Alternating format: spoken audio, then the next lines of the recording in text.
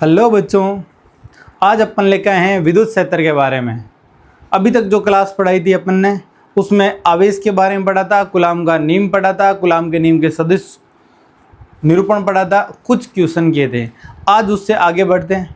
अभी तक जो पढ़ा था कूलाम का नियम केवल दो आवेशों के मध्य लगने वाले विद्युत बल के बारे में पढ़ा था। आज अपन अगला टॉपिक लेके आ रहे हैं।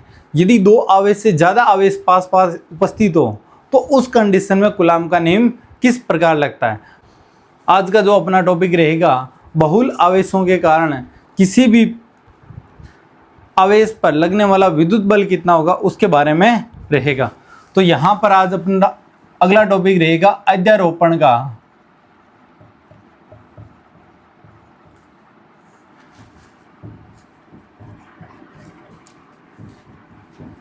सिद्धांत।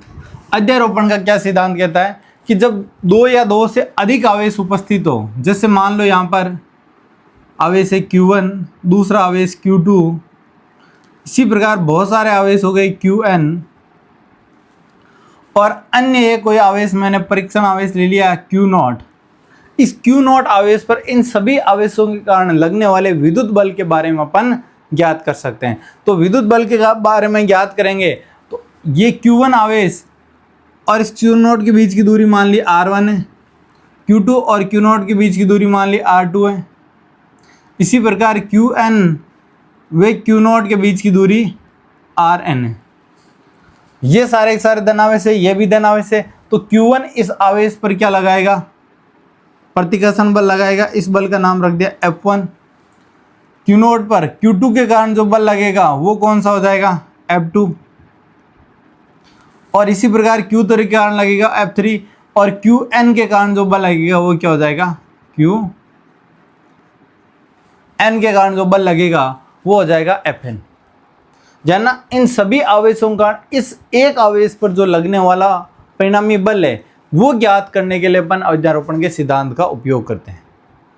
और अध्यारोपण का सिद्धांत क्या कहता है? किसी भी एक आवेश पर लगने वाला विद्युत बल उन सभी आवेशों के कारण लगने वाले विद्युत बल के सदिश योग के बराबर होगा। क्योंकि ये कैसा सदिश है, बल कैसी राशि सदिश है, तो इन सब का सदिश योग होगा, वही इसका परिणामी विद्युत बल होगा। तो इसकी लैंग्वेज किस प्रकार लिखेंगे, ध्यान से देखेंगे। जब दो या दो से अधिक जब दो या दो से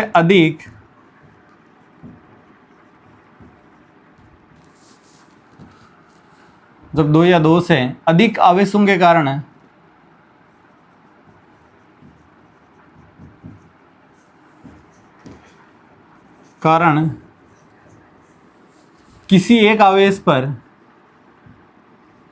किसी एक आवेश पर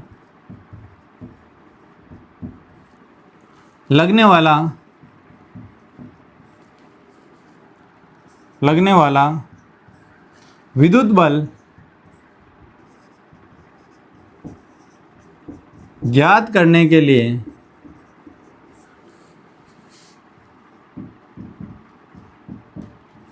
अध्यारोपण के सिद्धांत का उपयोग किया जाता है। अध्यारोपण के सिद्धांत का उपयोग किया जाता है।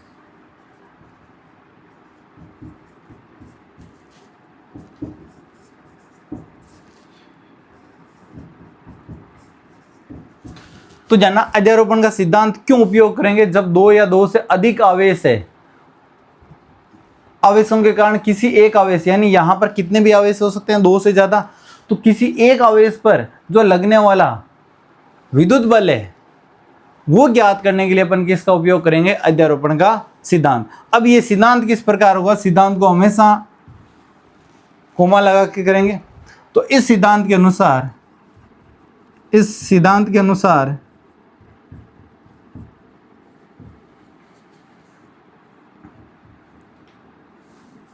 किसी एक आवेश पर, इस सिद्धांत के अनुसार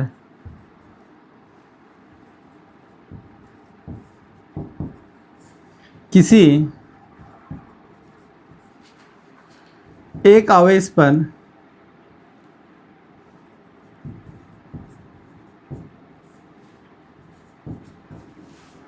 लगने वाला किसी एक आवेश पर लगने वाला परिणामी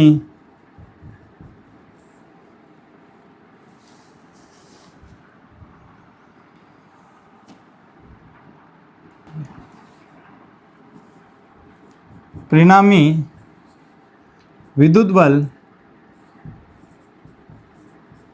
कोमा उन सभी आवेशों के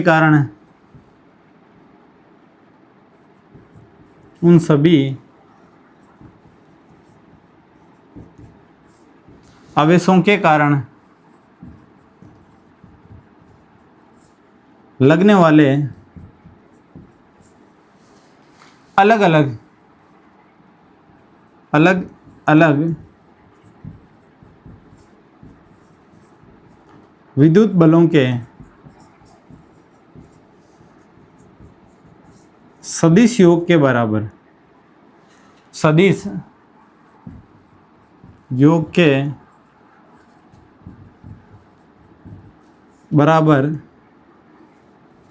होता है। इसको कोमा का बंद करेंगे। नियम क्या है कि इस सिद्धांत के अनुसार इस Q नॉट पर जो लगने वाला परिणामी बल है वो इन सब के कारण जो लगने वाला बल लगा, जैसे Q1 के कारण F1 बल लग रहा है, Q2 के कारण F2 बल लग रहा है और Q3 के कारण F3 बल लगेगा और Qn के कारण Fn बल लगेगा। इन सभी बलों को अलग अलग जो बल लग रहे हैं F1, F2, F3, F4, Fn तक, उन सब का क्या करेंगे, सदिश योग करेंगे और वही इसका परिणामी विद्युत बल होगा। अब परिणामी विद्युत बल निकालने के लिए क्या करेंगे, Fnet वेक्टर बराबर यहां पर हो जाएगा F1 वेक्टर प्लस में F2 वेक्टर, इसी प्रकार चलेगा डैश Fn तक, Fn वेक्टर। अब F1 कैसे निकालेंगे, Q1 और Q नॉट के बीच में लगने वाला विद्युत बल कूलाम के नियम से निकालेंगे। तो Fnet बराबर तो यहाँ पर मैं ये लिख सकता हूँ कि Q1 Q नॉट बटा में R1 का स्क्वायर, लेकिन यहाँ पर डायरेक्शन ऐड करेंगे, डायरेक्शन हो जाएगा R1 वेक्टर। यहाँ पर क्या लगा सकता हूँ, R1 वेक्टर, यानी Q1 से लेकर Q नॉट तक, तो R1 और ये हो जाएगा केप। दिशा को प्रदर्शित करने के लिए किसको प्रदर्शित करते हैं, केप लगा के इकाई सदिश को प्रदर्शित किया जाता है। इसी प्रकार F2 कितना हो जाएगा, F2 क्या है, Q2 के कारण Q नॉट पर लगने वाला बल और ये वेक्टर हो जाएगा बीच की दूरी को प्रदर्शित करने के लिए। तो यहाँ पर लिख सकता हूँ F2 बराबर K Q2 Q नॉट बटा में R2 का स्क्वायर, और इसकी दिशा ऐड करने के लिए मैं लिख रहा हूँ R2 का K। इसी प्रकार Fn तक जाएंगे प्लस प्लस, तो K Qn Q नॉट बटा में Rn का स्क्वायर और Rn का K। तो क्या लगाएंगे, Rn का K। अब ध्यान रखना है यहाँ पर ये सभी बलों का क्या हो गया, सदिश योग हो गया, यानी F1 बल लगा दिया, F2 लगा दिया, डैश Fn बल। अब यहाँ पर ये क्या हो गया, सदिश योग हो गया। यही Fnet का फॉर्मूला रहेगा। इसको शॉर्ट फॉर्म में भी लिखा जा सकता है। शॉर्ट फॉर्म में कैसे लिखेंगे, Fnet बराबर समेसन n बराबर 1 से लेकर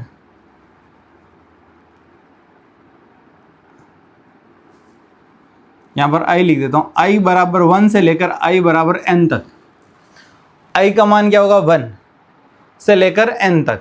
तो यहाँ पर क्या हो जाएगा, k q i q not बटा में r i का स्क्वायर और यहाँ पर हो जाएगा r i कैप। ये इसका समेसन फॉर्म हो जाएगा। इस समेसन का मतलब होता है प्लस। किस प्रकार लिखते हैं इस समेसन को, जाना, जैसे i बराबर 1, जहाँ पर भी आपको i है सबसे पहले i का मान क्या लगाएंगे, 1 लगाएंगे। 1 लगाने से क्या हो जाएगा, k q1 q not r1 का स्क्वायर और r1 कैप। जहाँ पर i लगा हुआ है वहाँ पर सर्वप्रथम क्या लगाएंगे, कहाँ से स्टार्ट करेंगे, 1 से। तो 1 लगाएंगे तो मेरे पास F1 बल आ जाएगा। जैसे i का सेकंड मान लिखेंगे, i बराबर क्या हो जाएगा, 1 2 3 डैश कहाँ तक चलेगा, n तक। जैसे ही 1 के बाद में 2 लगाएंगे उसके बाद में समेसन का मतलब है बीच में क्या लगेगा, प्लस। बीच में क्या लगेगा, प्लस लगेगा। और जैसे ही बाद में 2 रखेंगे, I की जगह 2 रखो, यहाँ पर 2 हो जाएगा, यहाँ पर 2 हो जाएगा और यहाँ पर भी 2। तो ये एज इट इज इक्वेशन बन गई F2 बल की, K Q2 Q0 बटा में R2 का स्क्वायर और R2 K। ये एज इट इज। वैसे R3 रखेंगे तो बीच में क्या लगाएंगे, प्लस लगाएंगे, बीच में क्या लगाएंगे, प्लस। फिर इसी प्रकार n रखेंगे तो K Qn Q0 Rn का स्क्वायर और Rn का कैप। यानी जो F नेट का फॉर्मूला होगा ये आपको याद रखना पड़ेगा, ठीक है। तो अध्यारोपण का सिद्धांत क्या कहता है, दो या दो से अधिक आवेशों के कारण किसी भी आवेश पर लगने वाला विद्युत बल है वो सदैव उन सभी आवेशों के कारण लगने वाले बलों के सदिश योग के बराबर होता है। एक बार देख लो, कोई कंफ्यूजन है तो कमेंट करके बताओ मुझे।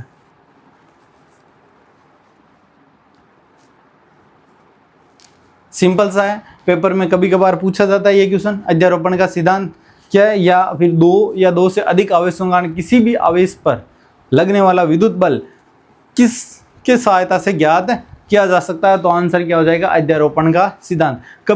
कभी कभार सीधा सीधा पूछा जाता है अध्यारोपण का सिद्धांत का कथन लिखें, तो कथन क्या हो जाएगा, इस सिद्धांत के अनुसार किसी एक आवेश पर लगने वाला परिणामी बल उन सभी आवेशों के कारण लगने वाले अलग अलग बलों के सदिश योग के बराबर होता है। यहाँ पर एक वर्ड यूज कर सकते हैं, बहुल आवेशों के कारण। यहाँ पर एक वर्ड यूज कर सकते हैं, बहुल आवेशों के कारण। इस नियम के अनुसार बहुल आवेशों के कारण,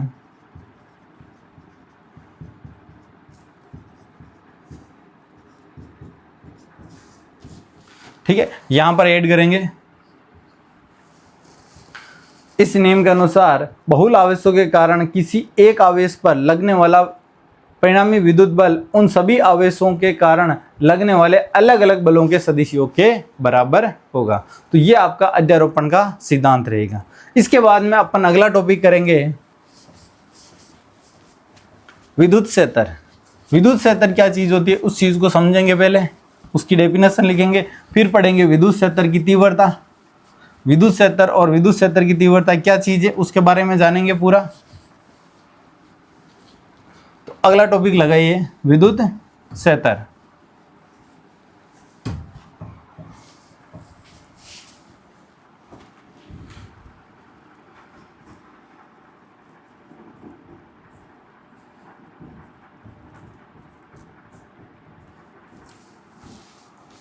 विद्युत क्षेत्र को समझने से पहले अपन दो परिभाषाएं पढ़ेंगे, सिंपल सी, पेपर में वो नहीं पूछी जाती लेकिन यहाँ पर विद्युत क्षेत्र के कॉन्सेप्ट अपने को काम आएगी। एक है स्रोत आवेश, एक है स्रोत आवेश, एक होता है परीक्षण आवेश।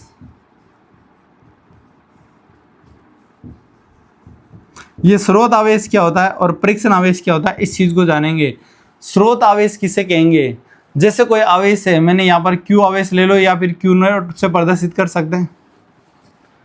एक ऐसा आवेश जो अपने चारों ओर एक विद्युत क्षेत्र का निर्माण करे और वो यदि किसी अन्य विद्युत क्षेत्र में रखा जाए तो वो अपने ऊपर विद्युत बल का भी महसूस करे, विद्युत बल को भी क्या करे, महसूस करे। उस आवेश को बोला जाता है स्रोत आवेश। स्रोत आवेश होगा जो अपने चारों ओर विद्युत क्षेत्र का निर्माण करेगा और वो किसी अन्य आवेश के विद्युत क्षेत्र में रख दिया जाए तो वह अपने ऊपर विद्युत बल को भी महसूस करता है, उसको बोलते हैं स्रोत आवेश। लेकिन परीक्षण आवेश क्या होगा, परीक्षण आवेश एक ऐसा काल्पनिक आवेश है, ये जानना, काल्पनिक आवेश रहेगा परीक्षण आवेश। क्यों रहेगा, क्योंकि इसमें पहले ही चीज कंडीशन डाल दी जाएगी कि आवेश है वो विद्युत क्षेत्र उत्पन्न नहीं करेगा खुद का कुछ भी। जब खुद का कोई विद्युत क्षेत्र उत्पन्न नहीं करेगा तो ये आवेश की प्रॉपर्टी होती है कि आवेश अपने चारों ओर विद्युत क्षेत्र उत्पन्न करे। लेकिन अपन काल्पनिक वर्ड यूज करें, एक मान रहे हैं ऐसा आवेश जो अपने ऊपर विद्युत बल अपना ऊपर अपन मान के चल रहे हैं कि वो आवेश अपने चारों ओर विद्युत क्षेत्र उत्पन्न ना करे, ऐसा संभव ही नहीं है। इसलिए अपन पहले से क्या बोलेंगे, ये काल्पनिक आवेश है, रियल में ये नहीं है लेकिन कैसा रहेगा, काल्पनिक रहेगा। तो जाना, एक काल्पनिक आवेश जो अपने चारों ओर विद्युत क्षेत्र उत्पन्न नहीं करेगा लेकिन अन्य किसी भी विद्युत क्षेत्र में जाएगा तो उस आवेश के कारण लगने वाला विद्युत बल क्या करेगा, अपने ऊपर महसूस करेगा। इन दोनों की परिभाषा ही ध्यान से समझना है। तो देखो इसको सबसे पहले, ऐसा आवेश जो अपने चारों ओर विद्युत क्षेत्र उत्पन्न करता है, विद्युत क्षेत्र उत्पन्न करता है तथा अन्य किसी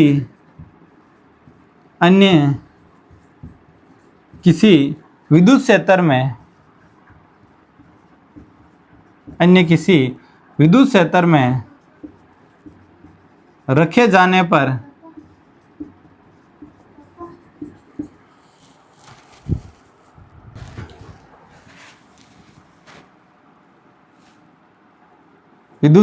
रखे जाने पर वह अपने ऊपर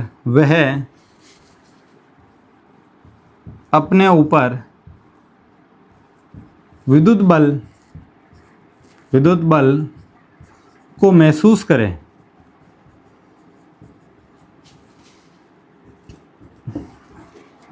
उसे स्रोत आवेश कहते हैं,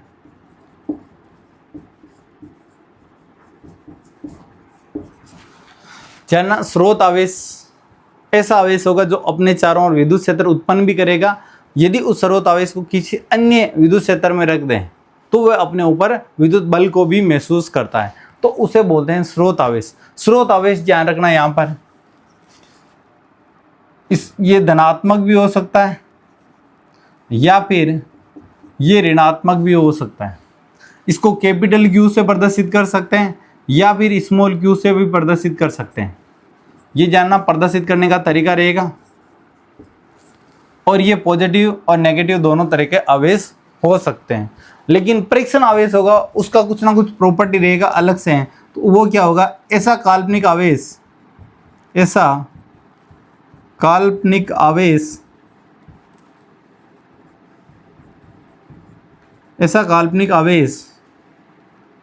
जो स्वयं का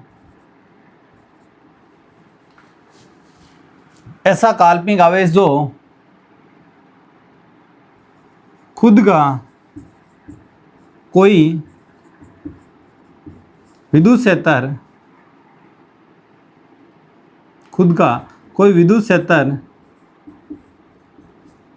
उत्पन्न नहीं करता है,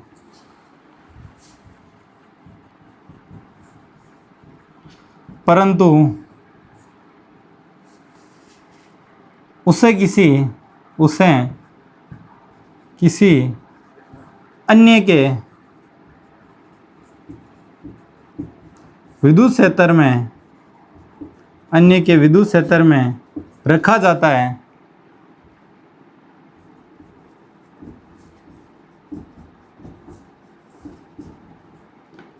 तो विद्युत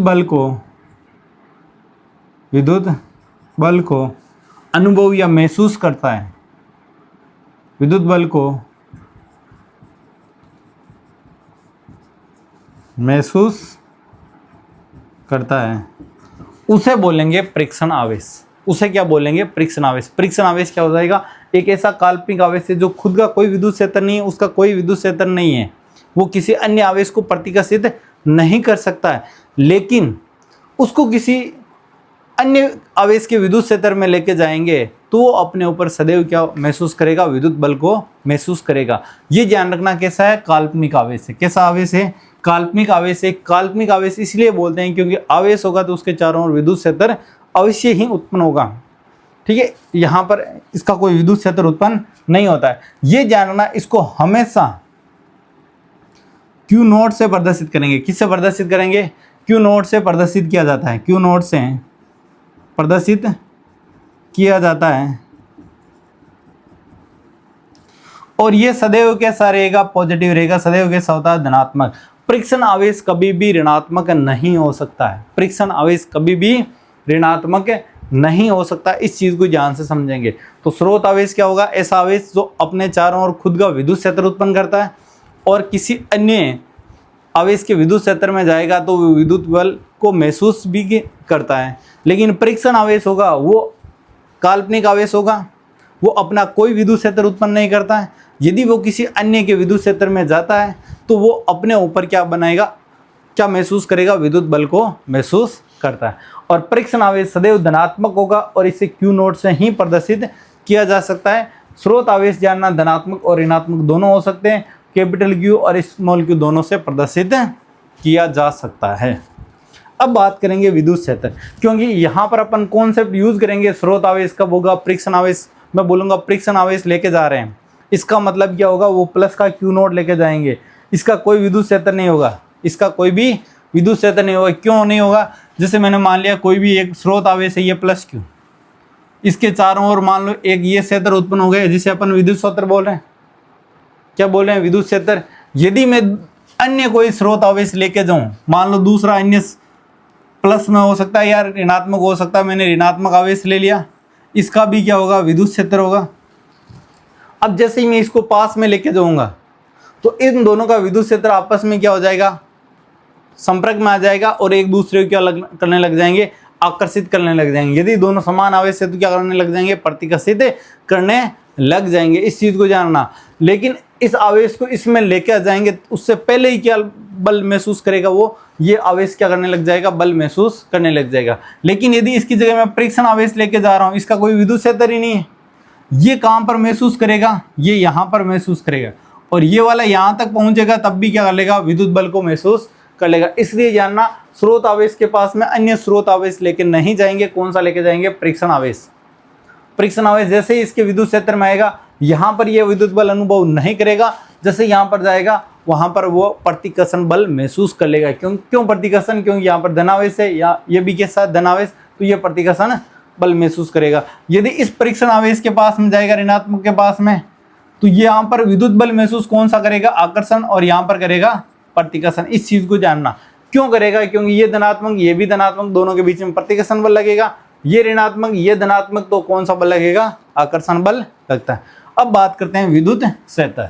अगला टॉपिक रहेगा विद्युत क्षेत्र। तो विद्युत क्षेत्र के बारे में जानेंगे कि विद्युत क्षेत्र क्या चीज है।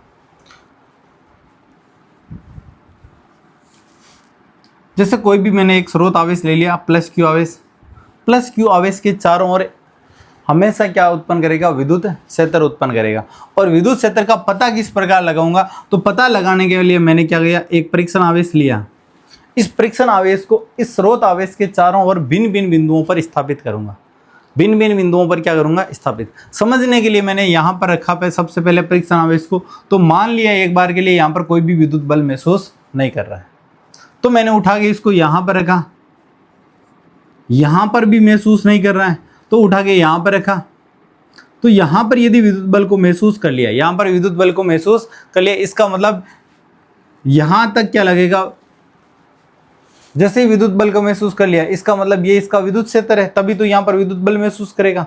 तो ये वाला क्या हो जाएगा, इस रेडियस का चारों ओर क्या बन जाएगा, एक विद्युत क्षेत्र बन जाएगा। इस क्षेत्र के अंदर कोई भी परीक्षण आवेश रखूं, यहाँ पर रखूं चाहे यहाँ पर रखूं, सब जगह क्या उत्पन्न होगा, विद्युत बल को यहाँ पर परीक्षण आवेश क्या करेगा, महसूस करेगा। अब इसकी डेफिनेशन किस प्रकार लिखेंगे वो ध्यान से देखेंगे। डेफिनेशन देख लो, स्रोत आवेश के चारों ओर, डेफिनेशन क्या लिखेंगे पहले सुन लो ढंग से। स्रोत आवेश के चारों ओर उत्पन्न वह क्षेत्र जिसमें किसी परीक्षण आवेश को ले जाया जाए तो वह अपने ऊपर विद्युत बल महसूस करे, तो वह स्रोत आवेश का विद्युत क्षेत्र कहलाता है। तो डेफिनेशन लिख लो एक बार परीक्षण विद्युत क्षेत्र की। स्रोत आवेश के चारों ओर, स्रोत आवेश, या फिर सिंपल सा लिख सकते हैं आवेश के चारों ओर, आवेश के चारों ओर उत्पन्न वह क्षेत्र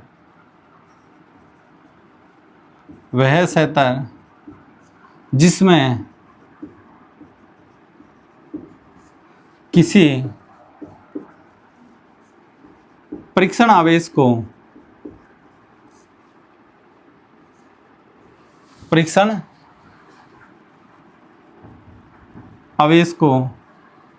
ले जाया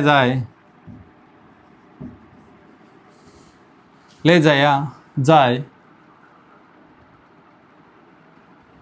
ले जाएं तो वह अपने ऊपर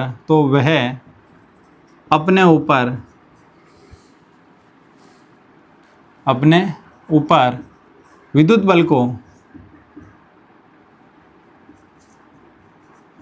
बल को महसूस करता है, विद्युत बल को महसूस करता है, उस क्षेत्र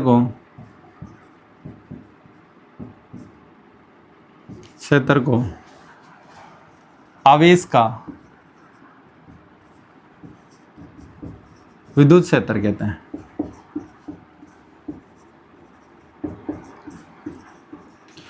ठीक है, आवेश के चारों ओर उत्पन्न वह क्षेत्र जिसमें किसी परीक्षण आवेश को ले जाया जाए तो वह अपने ऊपर विद्युत बल को महसूस करता है, तो उस क्षेत्र को अपन क्या बोलेंगे, उस आवेश का विद्युत क्षेत्र कहते हैं। ठीक है, विद्युत क्षेत्र कैसी राशि है, सदिश राशि है। कैसी राशि होगी, ये सदिश राशि होगी। बात करेंगे इसकी दिशा की, सदिश राशि है तो दिशा कैसे होगी, तो विद्युत क्षेत्र की दिशा सदैव कैसे होगी, धन आवेश से, दूर की ओर और ऋण आवेश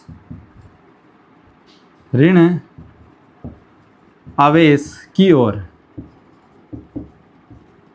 इसका मतलब यदि कोई एक प्लस क्यू आवेश है, इसके कारण विद्युत क्षेत्र की दिशा देखनी चाहिए, तो विद्युत क्षेत्र प्रदर्शित करना चाहिए, तो विद्युत क्षेत्र किस प्रकार होगा, ये क्या होगा, एरो का निशान बाहर की ओर निकलेगा। विद्युत क्षेत्र किस प्रकार प्रदर्शित करोगे, ये वाला।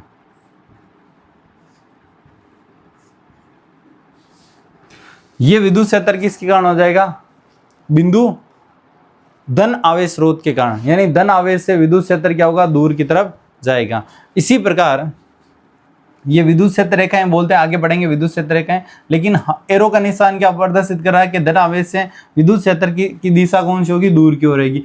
यदि ऋण आवेशी तो विद्युत क्षेत्र की दिशा क्या हो जाएगी, एरो की सहायता से अपन अंदर की तरफ प्रदर्शित कर रहे हैं, ये विद्युत क्षेत्र की दिशा प्रदर्शित करेगा। यदि धन आवेश है, धन आवेश से दूर की ओर रहेगी, और ऋण आवेश है तो ऋण आवेश की समीप की ओर विद्युत क्षेत्र की दिशा रहने वाली है। तो कैसी राशि होगी, सदिश राशि होगी। दिशा यहाँ से अपन प्रदर्शित कर सकते हैं। और विद्युत क्षेत्र को प्रदर्शित किससे करते हैं, विद्युत क्षेत्र को जानना ई से प्रदर्शित करते हैं। किससे प्रदर्शित करेंगे, ई से प्रदर्शित करेंगे। अब जानना विद्युत क्षेत्र का परिमाण ज्ञात करने के लिए अपन एक अलग से डेफिनेशन याद करते हैं, विद्युत क्षेत्र की तीव्रता। यहाँ पर अपने विद्युत क्षेत्र तो ये बता दिया कि आवेश के चारों ओर उत्पन्न वह क्षेत्र जिसमें परीक्षण आवेश विद्युत बल को महसूस करे। अब कितना बल महसूस करेगा, ये चीज बताने वाला है विद्युत क्षेत्र की तीव्रता। कोई भी, जैसे मान लो एग्जाम्पल के लिए ये प्लस क्यू आवेश है, इसके चारों ओर मैंने ये क्षेत्र मान लिया कि ये इसका विद्युत क्षेत्र है। इसमें जो परीक्षण आवेश रखेंगे या विद्युत क्षेत्र होगा इस बिंदु पर, विद्युत क्षेत्र होगा इस बिंदु पर कितना लगेगा, इस बिंदु पर विद्युत क्षेत्र कितना होगा, इस बिंदु पर विद्युत क्षेत्र कितना होगा, ये जो पता लगाते हैं उससे बोलते हैं विद्युत क्षेत्र की तीव्रता। विद्युत क्षेत्र की तीव्रता जानना विद्युत क्षेत्र के परिमाण को प्रदर्शित करता है। विद्युत क्षेत्र की तीव्रता विद्युत क्षेत्र के परिमाण को प्रदर्शित करता है। तो जानना वो भी कैसे किससे प्रदर्शित करेंगे, ई से। वो भी कैसी राशि होगी, सदिश होगी। दिशा क्या होगी, प्लस क्यू से दूर की ओर और माइनस क्यू की ओर रहेगी। अब विद्युत क्षेत्र की तीव्रता देख लो एक बार, ये आप स्क्रीनशॉट ले लो ताकि आप नोटबुक में उतार सको। अब अपन बात करेंगे विद्युत क्षेत्र की तीव्रता।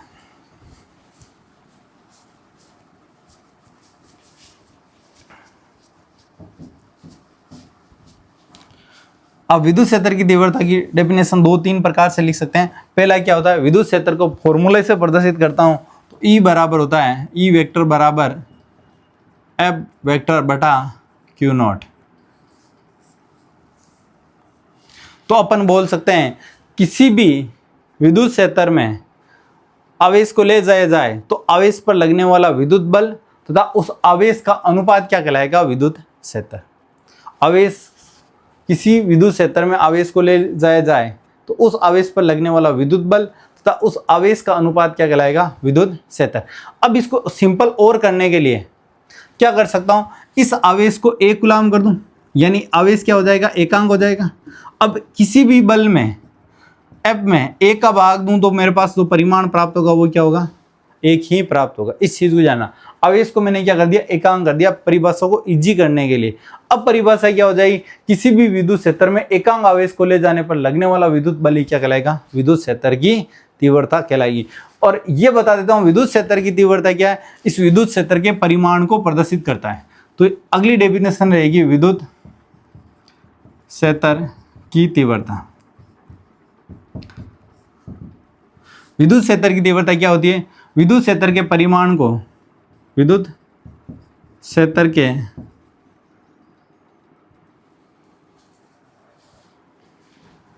परिमाण को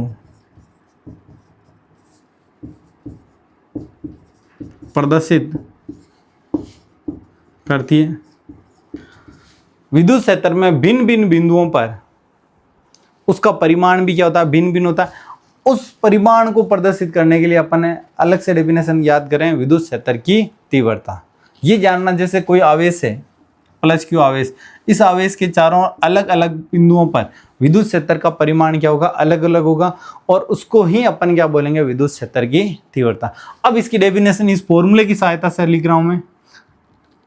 एकांक परीक्षण आवेश, एकांक परीक्षण आवेश को विद्युत क्षेत्र में,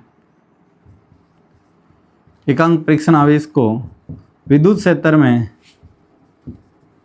ले जाने पर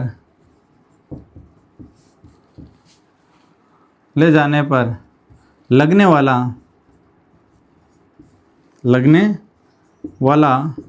विद्युत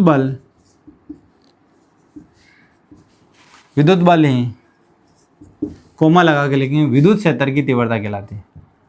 विद्युत क्षेत्र की तीव्रता कहलाती है। तो विद्युत क्षेत्र की तीव्रता क्या हो जाएगी, एकांक परीक्षण आवेश को विद्युत क्षेत्र में ले जाने पर लगने वाला विद्युत बल ही विद्युत क्षेत्र की तीव्रता कहलाता है। तो जानना, इसी फॉर्मूले की सहायता से अपन ने विद्युत क्षेत्र की तीव्रता ज्ञात की। तो इसको मैं परिमाण के रूप में लिखना चाहूँ तो ये लिख सकता हूँ F बटा क्यू नोट या Q, ठीक है। E बराबर क्या हो जाएगा, F बटा Q। और यहाँ से इसकी मात्रक की बात करें, मात्रक क्या हो जाएगा, इसका मात्रक इंपॉर्टेंट जानना, पूछा जाता है पेपर में, बहुत बार पूछा जाता है। तो यहाँ पर मात्रक बल का क्या होता है, न्यूटन, और Q का मात्रक कूलाम। तो यहाँ पर विद्युत क्षेत्र की तीव्रता का मात्रक हो गया न्यूटन बटा कूलाम। लेकिन ये परीक्षा में नहीं पूछा जाता, बहुत ही कम पूछा जाता है कि न्यूटन बटा कूलाम किसका मात्रक है। अब जानना, एक मात्रक पूछा जाता है वोल्ट बटा मीटर। इसका जो एक मात्रक है विद्युत क्षेत्र की तीव्रता, या विद्युत क्षेत्र का बोल दें कि वोल्ट बटा मीटर, कौन सा मात्रक है, वोल्ट बटा मीटर। ये विद्युत क्षेत्र या विद्युत क्षेत्र की तीव्रता का मात्रक है। ये किस प्रकार आया, तो ये जानना किस प्रकार आएगा, इसको प्रदर्शित निकाल रहा हूँ। तो न्यूटन बटा कूलाम को ऊपर नीचे में मीटर से क्या कर दूं, गुणा कर दूं। ऊपर नीचे मीटर से गुणा करने पर मात्रक में कोई चेंजेज होगा, मीटर से मीटर कैंसिल हो सकता है, बचेगा क्या, न्यूटन बटा कूलाम। लेकिन न्यूटन इनटू मीटर, ये बल गुणा विस्थापन हो गया, और बल गुणा विस्थापन क्या होता है, कार्य। बल गुणा विस्थापन क्या होता है, कार्य, और कार्य का मात्रक क्या होगा, जूल। तो इन दोनों का सम्मिलित रूप में क्या लिख सकता हूं, जूल।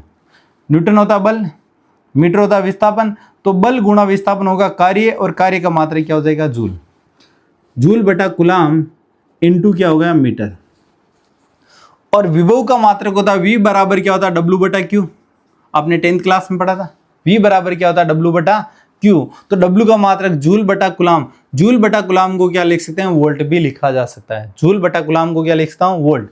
और इसीलिए यहाँ पर क्या हो जाएगा, वोल्ट बटा मीटर। तो ये आपको याद रखना, विशेषकर ये पेपर में पूछा जाता है वोल्ट बटा मीटर किसका मात्रक है। तो वोल्ट बटा मीटर किसका मात्रक हो, आप विद्युत क्षेत्र ऑप्शन में रहे तो विद्युत क्षेत्र करोगे, विद्युत क्षेत्र की तीव्रता रहे तो विद्युत क्षेत्र की तीव्रता करने वाले हो। अब इसकी विमा भी पूछी जाती है। विमा यहाँ ऊपर लिख देता हूं। विमा क्या होगी,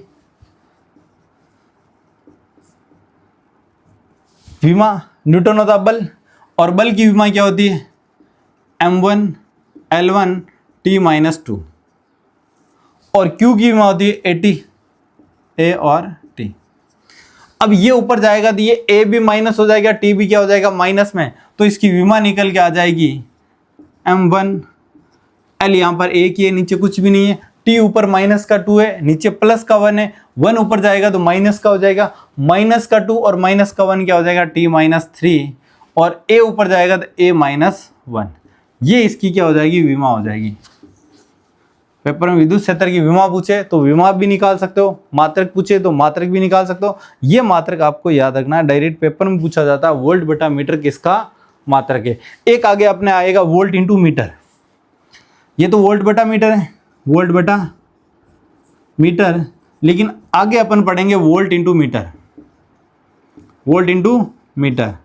ये जानना विद्युत फ्लक्स का मात्रक होता है, किसका मात्रक होता है विद्युत फ्लक्स का मात्रक होता है, इसलिए जानना इन दोनों में पेपर में बहुत बार पूछा जाता है और यहां पर कंफ्यूजन होता है। ये होता है विद्युत फ्लक्स, विद्युत फ्लक्स का मात्रक। तो अभी थोड़ा सा क्लियरेंस कर रहा हूं, विद्युत फ्लक्स के बारे में अपन आगे पढ़ेंगे। वोल्ट बटा मीटर आए तो विद्युत क्षेत्र की तीव्रता, और वोल्ट इंटू मीटर आए तो किसका मात्रक हो जाएगा विद्युत फ्लक्स का मात्रक हो जाएगा। इस चीज को विशेषकर ध्यान देंगे। वापस देख लो, विद्युत क्षेत्र क्या होता है, आवेश के चारों ओर का वह क्षेत्र जिसमें किसी परीक्षण आवेश को ले जाया जाए तो वह अपने ऊपर क्या महसूस करेगा, विद्युत बल महसूस करता है। तो आवेश के चारों ओर के उस क्षेत्र को विद्युत क्षेत्र कहा जाता है। अब विद्युत क्षेत्र में अलग अलग बिंदुओं पर किसी आवेश को स्थापित कर दें तो विद्युत क्षेत्र का परिमाण क्या होगा, अलग अलग होगा। और विद्युत क्षेत्र के परिमाण को किससे प्रदर्शित किया जाएगा, विद्युत क्षेत्र की तीव्रता से। किससे प्रदर्शित किया जाएगा, विद्युत क्षेत्र की तीव्रता से। और विद्युत क्षेत्र की तीव्रता का फॉर्मूला था E बराबर F बटा Q, यानी विद्युत क्षेत्र के भिन्न भिन्न बिंदुओं पर मैंने आवेश रखा तो उस जिस बिंदु पर मैं आवेश रखूंगा उस बिंदु पर लगने वाला बल तथा उस आवेश का अनुपात उसी बिंदु पर विद्युत क्षेत्र की तीव्रता को प्रदर्शित करेगा या विद्युत क्षेत्र के परिमाण को प्रदर्शित करेगा। ये आप ध्यान रखोगे। उसके बाद बात करेंगे, इसकी सिंपल करने के लिए मैं इस आवेश को क्या कर दिया, 1 कूलाम कर दिया। 1 कूलाम का मतलब एकांक आवेश हो गया। कैसा हो गया, एकांक आवेश। यदि किसी भी संख्या में 1 का भाग दूं तो कोई प्रभाव नहीं पड़ता। और यहीं से मैं परिभाषा निकाल के लेकर आया, इजी परिभाषा निकाल दी कि एकांक आवेश, एकांक परीक्षण आवेश, मैंने एकांक परीक्षण आवेश ले लिया। एकांक परीक्षण आवेश को विद्युत क्षेत्र के किसी भी बिंदु पर लगेंगे तो वहां पर जो बल लगेगा वही उस बिंदु का क्या हो जाएगा, विद्युत क्षेत्र की तीव्रता हो जाएगी। तो परिभाषा क्या है, एकांक परीक्षण आवेश को विद्युत क्षेत्र में ले जाने पर लगने वाला विद्युत बल ही क्या कहलाएगा, विद्युत क्षेत्र की तीव्रता। और ये ध्यान रखना, विद्युत क्षेत्र जो प्लस क्यू आवेश है, इससे जैसे जैसे दूर जाएंगे तो विद्युत क्षेत्र की तीव्रता क्या होती जाती है, कम होती जाती है। और जैसे जैसे पास आएंगे विद्युत क्षेत्र की तीव्रता क्या होती है, बढ़ती जाती है। तो अगला अपन यही निकालेंगे फॉर्मूला के विद्युत क्षेत्र की तीव्रता बिंदु आवेश के कारण भिन्न भिन्न बिंदुओं पर किस प्रकार निकाल सकते हैं या r दूरी पर किस प्रकार निकाल सकते हैं। तो अगला अपना छोटा सा डेरिवेशन रहेगा, डेरिवेशन छोटा रहने वाला है, बिंदु आवेश के कारण विद्युत क्षेत्र की तीव्रता।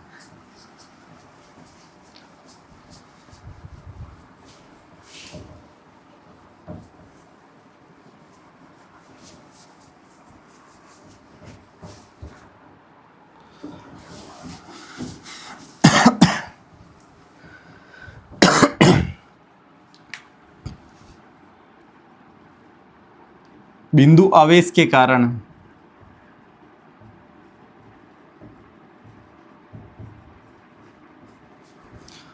विद्युत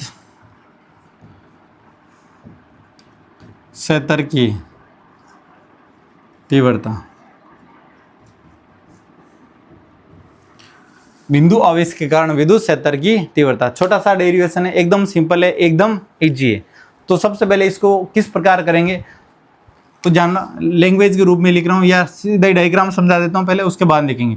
मान लिया मैंने एक ये प्लस क्यू आवेश है, मान लिया मैंने एक प्लस क्यू आवेश लिया। इस प्लस क्यू आवेश से r दूरी पर, यानी इस पॉइंट पर r दूरी पर एक बिंदु है।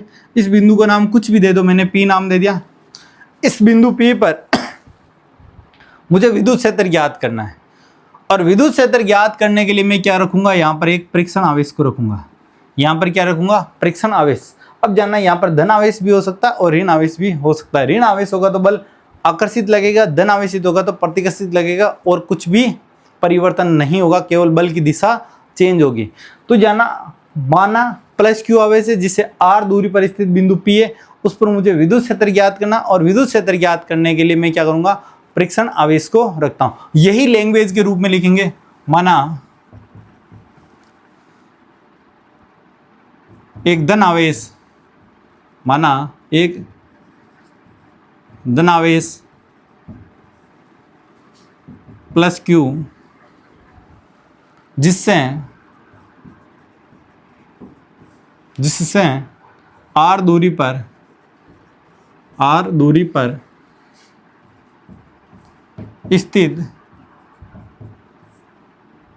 आर दूरी पर स्थित बिंदु P पर विद्युत क्षेत्र की तीव्रता ज्ञात करने के लिए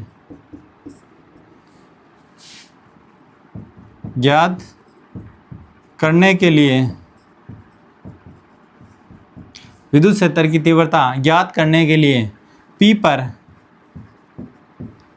एक परीक्षण आवेश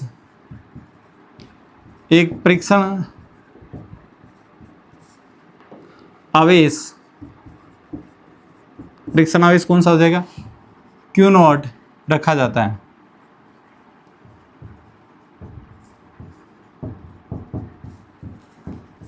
ये जो मैंने डायग्राम में बोला है वही चीज लिखा, माना प्लस क्यू आवेश है, इससे आर दूरी पर स्थित बिंदु पी है, और बिंदु पी पर मुझे विद्युत क्षेत्र की तीव्रता ज्ञात करनी है, तो मैं यहाँ पर एक परीक्षण आवेश को रखता हूँ।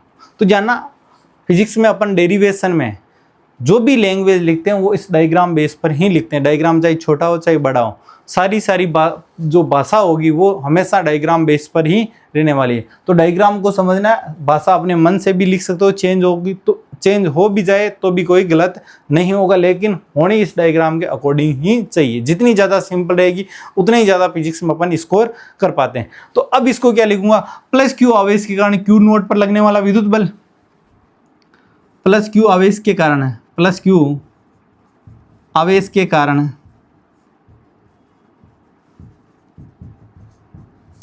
कारण क्यू नोड पर लगने वाला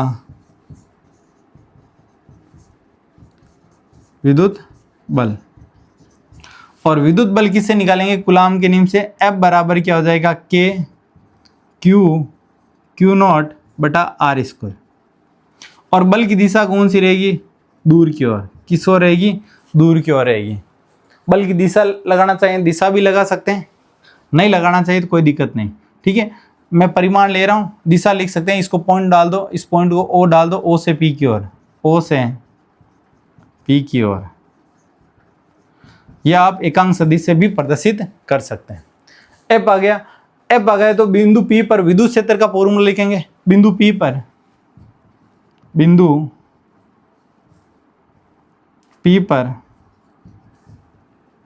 विद्युत क्षेत्र की तीव्रता,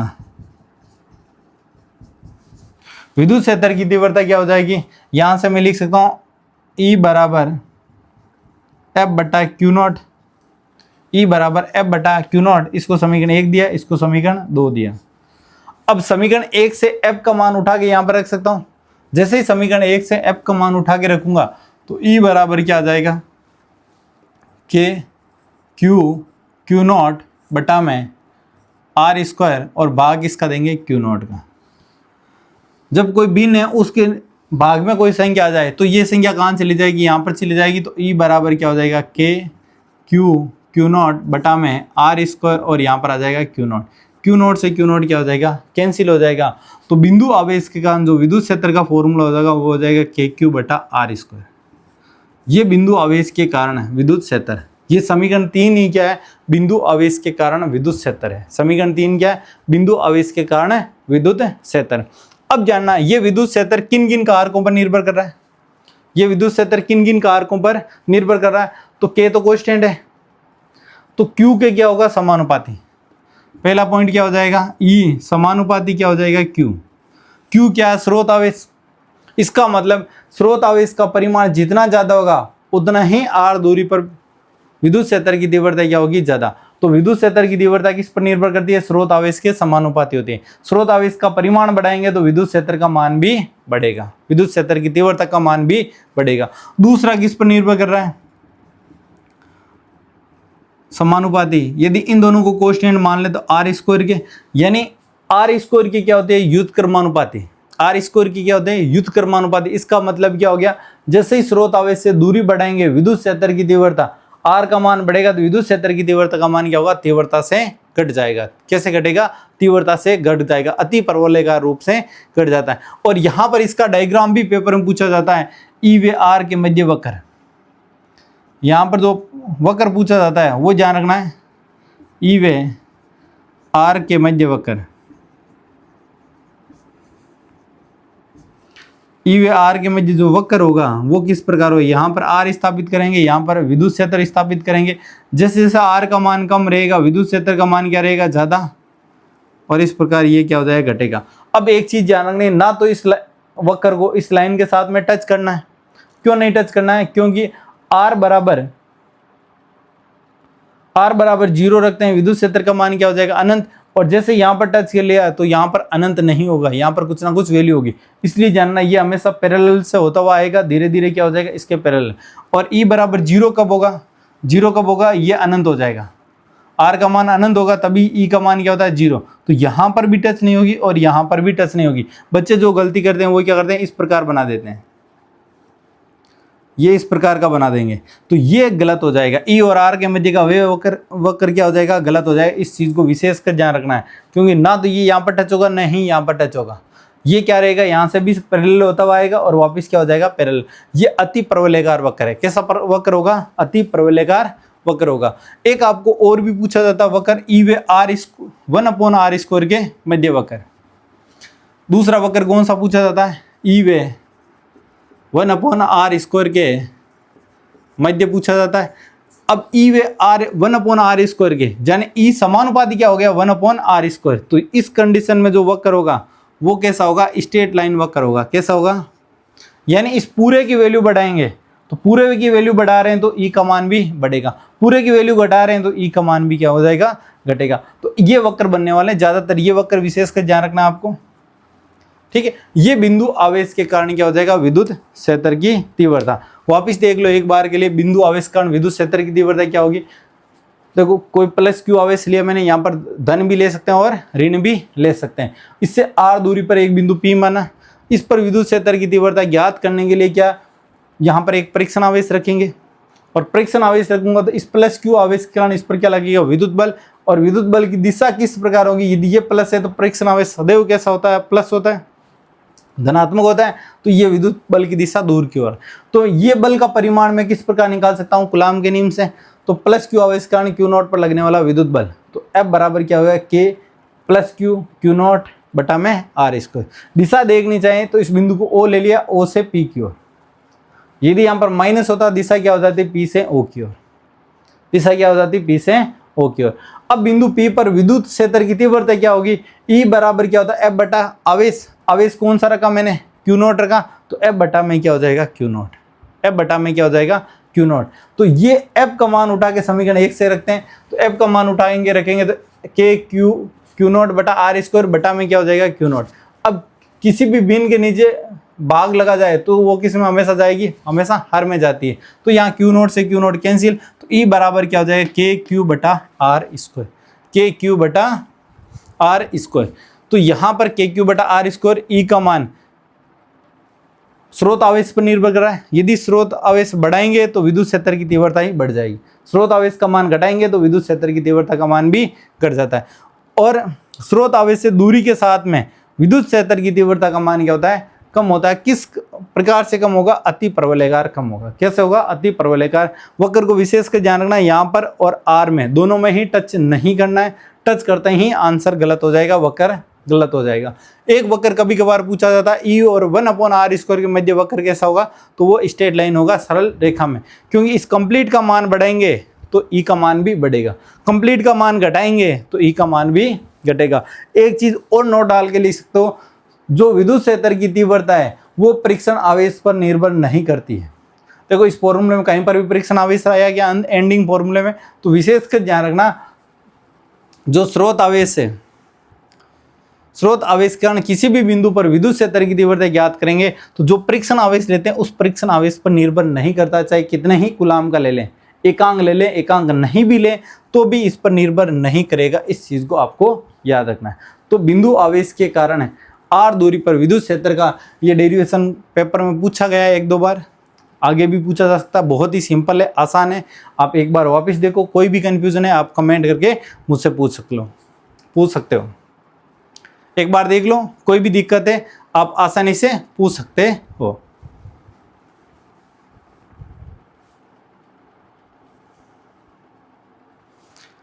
अब अपन 1-2 क्वेश्चन करते हैं, न्यूमेरिकल क्वेश्चन, उसके बाद में आज की क्लास खत्म करेंगे। तो न्यूमेरिकल क्वेश्चन किस प्रकार होंगे, बहुत ही सिंपल होंगे, आसान होंगे, केवल उनको समझना है।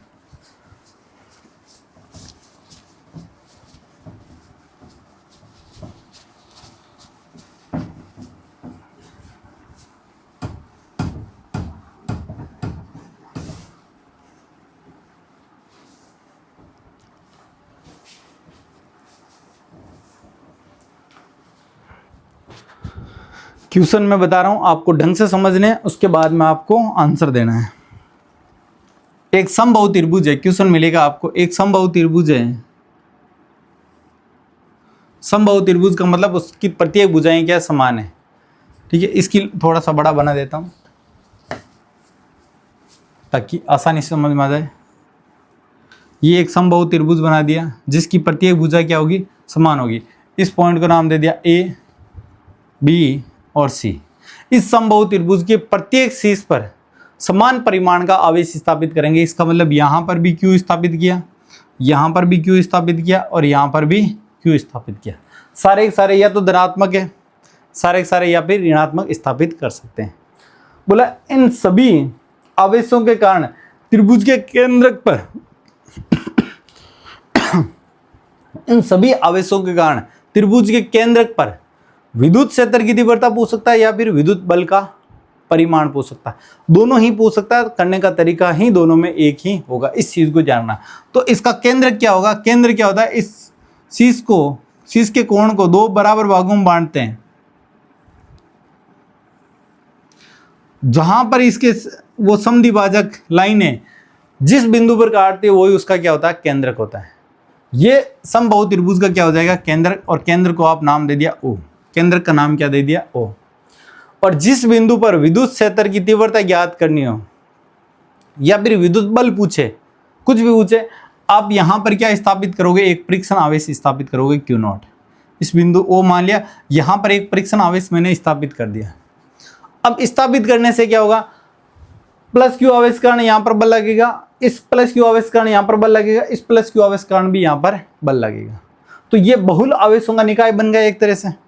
और बहुल आवेशों के निकाय कारण किसी एक बिंदु पर जो बल होगा वो किस नियम से निकाल सकते हैं, अध्यारोपण के सिद्धांत से निकाल सकते हैं, ठीक है।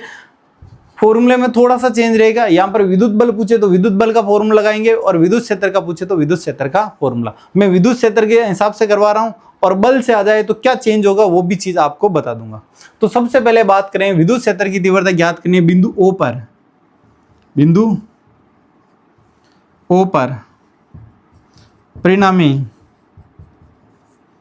विद्युत क्षेत्र की तीव्रता, बिंदु O पर परिणामी विद्युत क्षेत्र की तीव्रता ज्ञात करेंगे। तो ज्ञात करने का तरीका जानना, प्लस Q आवेश कारण विद्युत क्षेत्र की दिशा कौन सी हो जाएगी, ये वाली हो जाएगी E1। विद्युत क्षेत्र की दिशा कौन सी हो जाएगी, E1, या EA बोल सकते हैं, EA। इस बी आवेश, बी बिंदु पर आवेश स्थित है, इसके कारण लगने वाला विद्युत क्षेत्र की दिशा हो जाएगी EB, और इस C के कारण हो जाएगी विद्युत क्षेत्र की दिशा EC। यहाँ पर EB और यहाँ पर हो जाएगा EC। अब जानना, केंद्र से जब ये दूरी मान लो, समबाहु त्रिभुज की लंबाई सभी जगह L है, ये भी L है और ये भी L है। अब आपको ये दूरी पता है तो भी ठीक है, ना पता तो आप x मान लो, क्योंकि केंद्र से शीर्ष की दूरी सभी क्या होगी, समान होगी। मैंने मान ली ये दूरी x है तो ये भी x होगी और ये भी क्या होगी, x। और x का मान याद रखने के लिए बता दूं, ये L/√3 होगा। कितना होगा, L/√3 होता है, ठीक है। ये याद रख लेना, ये दूरी हमेशा शीर्ष से त्रिभुज के केंद्र की दूरी क्या होगी, समान होगी। पता है तो बहुत बढ़िया, नहीं पता तो आप x मान लो, कोई प्रभाव नहीं पड़ेगा। तो यहाँ पर ई ए का मान निकालोगे, ई ए बराबर क्या हो जाएगा, के क्यू, क्योंकि परीक्षण आवेश पर निर्भर नहीं करेगा, के क्यू बटा एक्स स्क्वायर। इस ए बिंदु पर जो आवेश स्थित है इसके कारण लगने वाला विद्युत बल, विद्युत क्षेत्र की तीव्रता क्या हो जाएगी, के क्यू बटा आर स्क्वायर होती है। तो के क्यू क्यू आर, आर क्या हो जाएगा, इन दोनों के बीच की दूरी, ये कितनी है, एक्स स्क्वायर। इसी प्रकार ई बी निकालेंगे, वेक्टर के रूप में लिख दूं, वेक्टर दिशा क्या हो जाएगी, ओ से ए से ओ की ओर, ठीक है। इसी प्रकार ई बी निकालेंगे, ये भी क्या हो जाएगा, के आवेश कौन सा है, क्यू, और बीच की दूरी कितनी है, एक्स है, तो एक्स स्क्वायर, और दिशा क्या हो जाएगी, बी से ओ की ओर, बी से ओ की ओर। इसी प्रकार ई सी निकालते हैं, ई सी बराबर क्या हो जाएगा, के क्यू बटा एक्स स्क्वायर। क्यों, क्यू आवेश है, दूरी कौन सी है, एक्स है, तो एक्स स्क्वायर, दिशा क्या हो जाएगी, सी से ओ की ओर, सी से ओ की ओर। जना एक बिंदु है, एक बिंदु पर कितने विद्युत क्षेत्र उत्पन्न है, 3 है, ई ए, ई बी और ई सी। यदि बल पूछेगा तो इसमें बल में क्या हो जाएगा, केवल और केवल यहाँ पर फॉर्मूला चेंज हो जाएगा, एफ ए हो जाएगा, एफ ए का फॉर्मूला क्या हो जाएगा, के क्यू क्यू नॉट बटा एक्स स्क्वायर। यदि एफ बी पूछेगा तो बी क्या हो जाएगा, के क्यू क्यू नॉट बटा में एक्स स्क्वायर। एफ सी बराबर कितना हो जाएगा, के क्यू क्यू नॉट बटा में एक्स स्क्वायर। डायरेक्शन सेम रहेगी, डायरेक्शन क्या रहेगी, सेम रहेगी। जाना यदि बल पूछे तो बल यहाँ पर क्या हो जाएगा, एफ ए हो जाएगा, एफ ए बराबर के क्यू वन क्यू टू बटा आर स्क्वायर होता है, तो क्यू वन क्यू टू बटा आर स्क्वायर एक्स का स्क्वायर। विद्युत क्षेत्र पूछे तो ये क्यू नॉट हट जाएगा, बल पूछे तो क्यू लगेगा, बाकी कोई चेंजेस नहीं रहेगा। अब देखो इसका तीन, किसी एक बिंदु पर 3 विद्युत क्षेत्र की दिशा है, तो मुझे परिणामी ज्ञात करने के लिए क्या करूंगा, अध्यारोपण का सिद्धांत का उपयोग करूंगा। अब मैं इसको यहां पर प्रदर्शित कर रहा हूं, ई ए नीचे की तरफ लग रहा है, ई बी इधर लग रहा है, और ई सी इधर लग रहा है, ठीक है। 3 मेरे पास विद्युत क्षेत्र की दिशाएं, और किसी एक बिंदु पर लग रहा है, तो यहां पर ये जो कोण बनेगा वो 120 का रहेगा, ये भी कितना रहेगा 120 का, और ये भी कितना 120 का, क्योंकि केंद्रक से शीर्ष सभी के मध्य एंगल भी क्या होगा, समान होगा। और एक बिंदु पर बनने वाला कोण 360 होता है, 360 को 3 बराबर भागों में बांटेंगे तो कितना हो जाएगा, 120 120 और 120। अब मेरे पास 3 सदिश राशियां हैं और इसका सदिश योग करना है, तो मुझे 2 सदिश राशियों का सदिश योग करना आता है। और सदिश योग का फॉर्मूला क्या था, आर बराबर a square plus b square plus 2ab cos theta.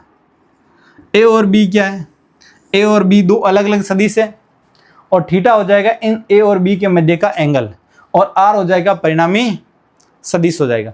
तो यहाँ पर मेरे पास 3 सदिश हैं, 3 सदिश है, क्योंकि ई ए, ई बी और ई सी। आप कोई से भी 2 ले लो, आप कोई से भी 2 ले लो, लेकिन आपको ये तो पता है तीनों का परिमाण क्या समान है, तीनों का परिमाण, ये भी कंडीशन लिख देता हूँ, ई ए बराबर होगा ई बी के, बराबर होगा ई सी के, और इसको मैंने मान लिया ई के, किसके बराबर मान लिया, ई के बराबर। तो सबसे पहले मैं ई बी और ई सी के मध्य का परिणामी सदिश, परिणामी विद्युत क्षेत्र निकाल रहा हूँ। तो परिणामी विद्युत क्षेत्र क्या हो जाएगा, ई आर बराबर हो जाएगा रूट में, रूट हटाने के लिए मैं स्क्वायर कर दूं सीधा यहाँ पर ई आर का स्क्वायर, तो ए की जगह हो जाएगा ई बी का स्क्वायर, ई बी का स्क्वायर प्लस ई सी का square plus 2 e b e c और कोस 120, ठीक है, ई बी ई सी कोस 120, इन दोनों का परिणामी निकाल रहा हूँ।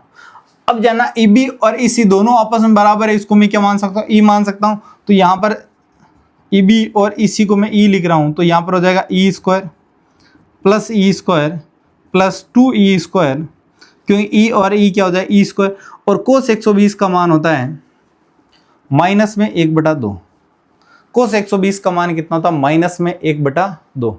तो माइनस 1/2, 2 से 2 कैंसिल, माइनस आगे जाके गुणा करेंगे तो ये माइनस हो जाएगा, माइनस और प्लस आपस में क्या हो जाएगा, कैंसिल हो जाएगा।